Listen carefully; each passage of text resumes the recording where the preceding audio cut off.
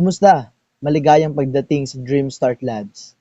Sa video na ito, gusto kong ipakita sa inyo kung paano magpalit ng opisyal sa kalagitnaan ng cycle. Isipin ang senaryo na ito. Gusto ni Rhea May na magbitiw sa kanyang tungkulin bilang treasurer. Paano siya matatanggal ng bookkeeper? At gusto rin ni Bayani na maging bagong treasurer. Paano ito magagawa ng bookkeeper? Upang alisin si Rhea May bilang treasurer, pumunta sa setup. Pindutin ang maghalal ng mga opisyal.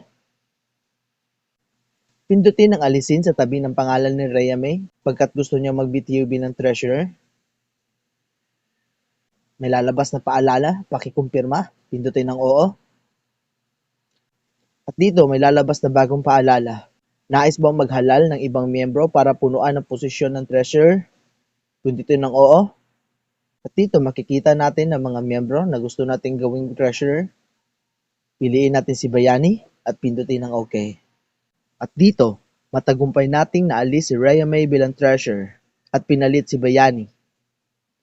Pindutin ang susunod, pindutin ang tapos na. Pakikumpirma, pindutin ang oo. At ayun, maraming salamat sa panonood.